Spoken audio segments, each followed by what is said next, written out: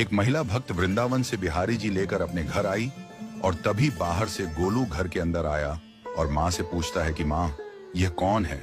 तो मैया ने बोला, ये भगवान है और ये ही हमारे मालिक हैं। अब तो घर में जब भी कोई नई चीज बनती तो सबसे पहले बिहारी जी को भोग लगता।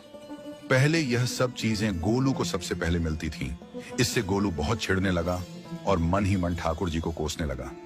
एक दिन गोलू की माँ काम पर जाते समय बोली, गोलू, यमुना जी से मटके में जल भरकर लाना।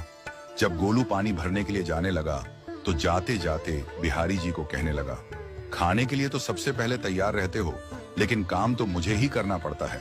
अगर यहाँ रहना है तो काम करो। कहकर गोलू यमुना जी से जल भरने के लिए चल पड़ा। गोलू जब यमुना जी में जल भरने लगा तो उसने देखा कि यमुना जी के अंदर बिहारी जी विराजमान हैं और कह रहे हैं, ला गोलू, घड़ा हम भर देते हैं। गोलू उनको देखकर हैरान हो गया और बोला, नहीं नहीं, मैं अपने आप भर लूंगा। लेकिन ठाकुर जी ने उसके हाथ से घड़ा ले लिया और भरकर घर ले आए। गोलू घर आकर डर रहा था कि अगर माँ को पता लगा कि मैंने ठाकुर जी से काम करवाया है तो आज मेरी पक्की पिटाई होगी।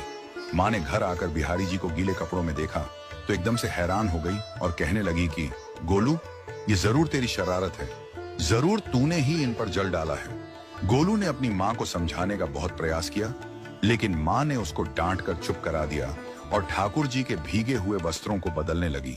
अगले दिन जब माँ ने गोलू को अनाज पिसवाने का काम दिया तो बिहारी जी फिर अनाज का कनस्तर ले आए और माँ को ठाकुर जी के वस्त्रों के ऊपर सूखा आटा पड़ा मिला।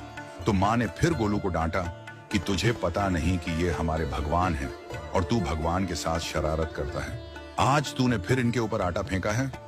तो गोलू शपथ लेकर कहने लगा, नहीं माँ, मैंने कोई शरारत नहीं करी है। ये तो मेरे हाथ से गेहूं का कनस्तर लेकर खुद पिसवा कर आए हैं। गोलू की माँ आज बहुत गुस्सा हुई। अगले दिन फिर माँ बोली, बेटा गोलू, आज तुम्हारे बाबा बाहर गांव से वापस लौट आएंगे। बस आज का ही काम है, तुम जंगल से थोड़ी लकड़ियां ले आना। गोलू फिर डर गया, कहीं ठाकुर जी फिर मेरे पीछे ना आ जाएं। गोलू ने माँ को बोला कि मैं चला तो जाऊंगा, लेकिन बिहारी जी को समझा लो, वो मेरे पीछे ना आई। उसकी माँ हंसकर बोली, हाँ हाँ समझा दूंगी, तुम जाओ तो सही। गोलू जल्दी जल्दी लकड़ियां लेने जंगल में चला गया और माँ काम पर चली गई। लेकिन उस दिन माँ काम से जल्दी वापस आ गई और देखा बिहारी जी अपनी चौकी पर विराजमान नहीं है। वह तो एकदम से घबरा गई कि कहीं गोलू की शरारत तो नहीं। वह भागी भागी जंगल की तरफ गई।